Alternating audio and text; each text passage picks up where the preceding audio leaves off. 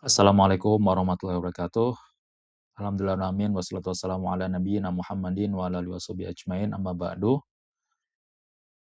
Alhamdulillah pada pertemuan kali ini kita bisa bertemu kembali untuk melanjutkan pembelajaran kita pada mata kuliah studi naskah hukum tata negara. Kita masuk pada pertemuan keempat tentang analisis teks dengan kaidah nahwu, mubtada dan khobar, jumlah ismiyah. Perkenalkan saya Muhammad Amin MPD, dosen studi naskah hukum tata negara di UIN Sunan Gunung Jati Bandung. Baik, sebelum kita lanjutkan materi lebih lanjut, silahkan para mahasiswa untuk men-scan QR Code yang muncul di layar teman-teman mahasiswa semuanya untuk menuliskan namanya di sana, kemudian men-submit sehingga saya sebagai dosen bisa melihat apakah teman-teman hadir atau tidak. Baik, saya beri waktu maksimal 1 menit. Kita akan lanjutkan kembali. Baik, ini yang akan kita pelajari pada pertemuan keempat, mulai dari apersepsi, tujuan pembelajaran, materi utama, contoh kalimat, diskusi kelompok, presentasi kelompok, kemudian evaluasi, dan terakhir ada kesimpulan dan juga refleksi. Mari kita awali terlebih dahulu dengan apersepsi. Saya ingin mengulang materi, sedikit merefresh pengetahuan teman-teman semua, teman-teman mahasiswa. Kita sudah belajar semester 1. Dulu ada mata kuliah Bahasa Arab 1. Kemudian di sana juga sudah terdapat materi terkait nahwu, yaitu mubtada dan khobar. Saya ingin teman-teman ada yang bisa membaca kalimat ini, dibaca kemudian ditentukan mana mubtada dan mana khobarnya. Silahkan nanti bisa menuliskan di kolom komentar dari video ini. Kemudian kita lanjutkan. Tujuan kita pembelajaran pada pertemuan keempat ini adalah teman-teman mahasiswa diharapkan pada akhirnya bisa menganalisis teks dengan kaidah nahwu, yaitu mubtada khobar, karena ini terkait dengan CPMK 3, yaitu mahasiswa mampu menganalisis unsur nahwu dan struktur kebahasaan dari teks dalam naskah HTN berbahasa Arab. Kemudian diturunkan ke sub CPMK 4, mahasiswa mampu menganalisis unsur nahwu dan struktur kebahasaan dalam teks Arab HTN. Baik, materi utama kita yaitu tentang jumlah ismiyah. Perlu teman-teman pahami bahwa jumlah ismiyah adalah jumlah atau kalimat dalam bahasa Arab yang terdiri dari 2 poin penting atau 2 unsur penting, yaitu mubtada dan khobar. Ya, al-jumlah allati tabda'u bil mubtada summa khobar. Jadi diawali dengan mubtada dan khobar. Kemudian apa sih sesungguhnya mubtada dan khobar itu? Sambil merefresh lagi materi kita di semester 1, al-mubtada ismun marfu'un fi awalil jumlah. Bahwasanya mubtada adalah isim marfu yang berada di awal kalimat. Ya, teman-teman harus ingat itu. Isim, marfu, awal kalimat. 3 kata kunci. Kemudian dia biasanya menjadi fokus pembicaraan. Kemudian bagaimana dengan khobar? Khobar biasanya datang sesudah mubtada. Ini pada umumnya. Kata kuncinya isim, marfu, dan datang sebagai pelengkap. Walaupun nantinya khobar akan ada banyak. Setelah ini akan saya sampaikan apa saja macam-macam khobar itu. Tapi yang paling utama, yang paling dasar teman-teman perlu pahami bahwasanya khobar ini bentuknya paling awal adalah isim dulu. Isim, marfu, sebagai pelengkap. Atau bisa dibilang dia sebagai penjelas dari fokus pembicaraan yaitu mubtada. Kemudian, saya ingin berinteraksi dengan para mahasiswa sekalian. Kira-kira dari kalimat ini, mana mubtada dan mana khobarnya? Teman-teman mahasiswa bisa menuliskan kembali jawabannya di kolom komentar dari video ini. Al-wulatu nuwabullahi ala ibadihi. Coba teman-teman tuliskan mana yang mubtada dan mana yang khobar. Dikira-kirakan nih dari kalimat ini. Setelah dituliskan, sudah? Baik, kita lanjutkan materinya. Baik, macam-macam mubtada ada beberapa hal ya, teman-teman mahasiswa sekalian. Yang pertama ada isim alam. Isim alam itu adalah isim atau kata benda yang menunjukkan keberadaan di sekitar kita. Biasanya berupa nama, nama tempat, nama gunung, nama lembah, dan lain sebagainya. Muhammadun, Ahmadun, Bandung, Surabaya, Jakarta, Inggris, Australia, dan lain sebagainya. Yang kedua, dia berupa bisa isim mausul. Ya, adalah kata sambung, menghubungkan satu kata dengan kata lain. Contohnya apa? Alladzi, allati, artinya yang ya. Kemudian allai itu juga bisa. Kemudian isim isyarah. Isim isyarah adalah kata yang mau menunjukkan sesuatu. Ada kata tunjuk dekat, ada kata tunjuk jauh. Kata tunjuk dekat adalah ini, artinya hadza, hadihi, haulai, ya.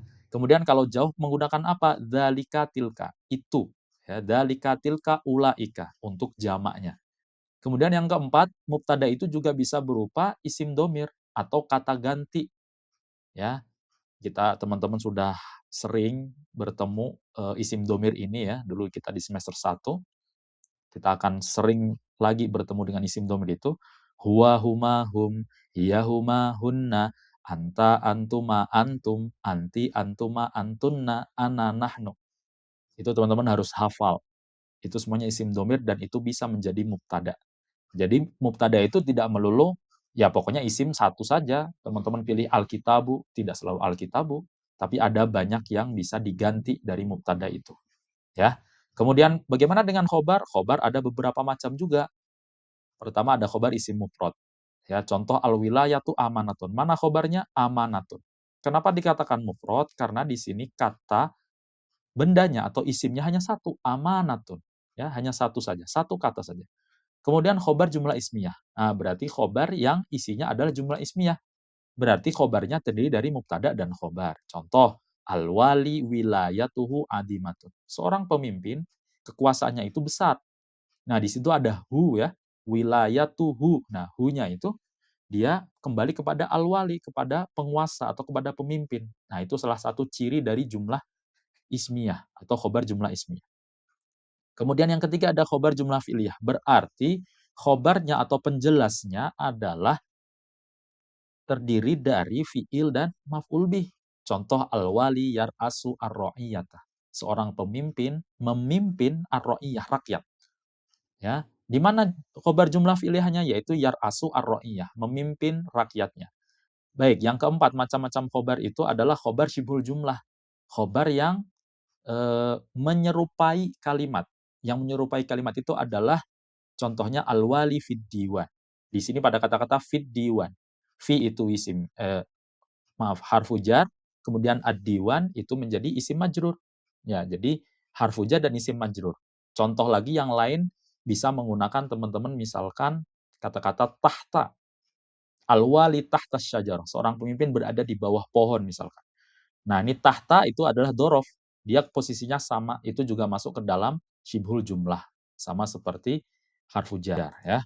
Baik, sekarang saya mau bagi dua kelompok, masing-masing kelompok mendapatkan tugas karena kita kemarin sudah membahas tentang mohon maaf, yaitu tentang bagaimana teman-teman membaca, kemudian bagaimana teman-teman memberikan harokat, ya, kemudian bagaimana teman-teman juga sudah belajar bagaimana menerjemahkan, sehingga sekarang ditambah lagi tugasnya menentukan mana mubtada dan mana khobarnya. Untuk kelompok pertama, saya beri tugas untuk menganalisis yang atas, kelompok kedua untuk menganalisis yang di bawah. Saya beri waktu sekitar 5 menit saja cukup lah ya, jangan terlalu lama. Kemudian 5 sampai maksimal 7 menit lah ya, untuk refresh kembali ya, mencari ini mana sih yang mubtada khobarnya, kemudian diterjemahkan juga.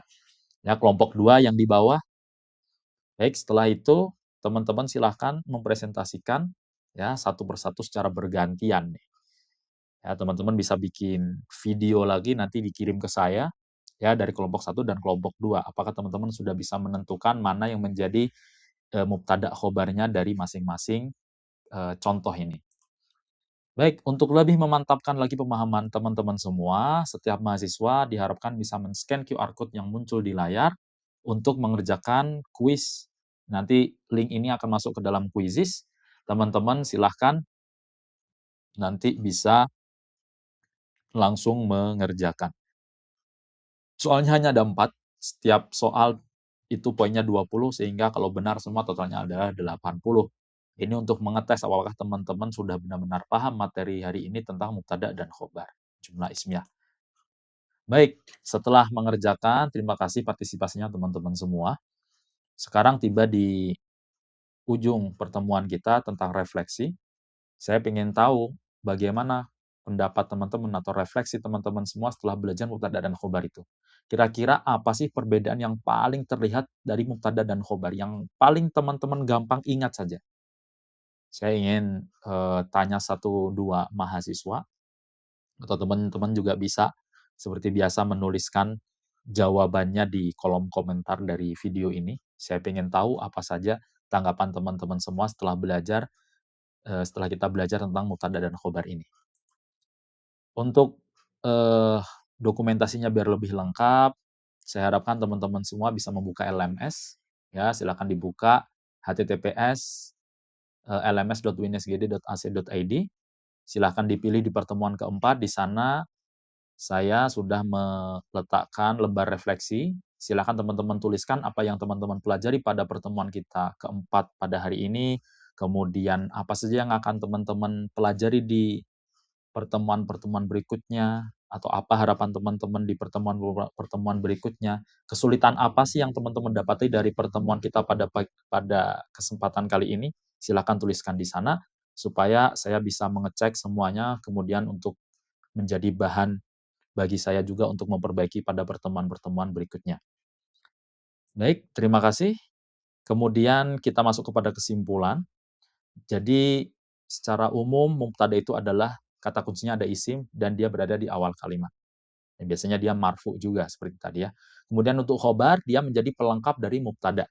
Bisa isim, kadang-kadang tidak selalu isim juga, kadang-kadang berupa fiil, kadang-kadang juga syibul jumlah ya, berupa huruf jar atau berupa dzaraf. Itu. Baik, kita sudah berada di penghujung materi kita. Sebagai teman-teman yang nantinya akan menjadi calon sarjana hukum, dengan mempelajari materi pada pertemuan keempat ini, diharapkan teman-teman tidak hanya berfokus pada terjemah, sehingga teman-teman nantinya bisa merujuk kepada sumber-sumber primer, yaitu kitab As-Siyasah Asy'ariyah yang kita pelajari pada pertemuan kali ini. Sehingga nantinya teman-teman bisa lebih mudah menangkap gagasan-gagasan ketatanegaraan Islam, siasah, seperti itu, dan mendapatkan pemahaman yang lebih mantap, yang lebih lengkap, yang lebih komprehensif, tidak hanya dari peraturan undang-undangan yang teman-teman sudah baca di mata kuliah yang lain. Mungkin itu yang bisa saya sampaikan, semoga bermanfaat.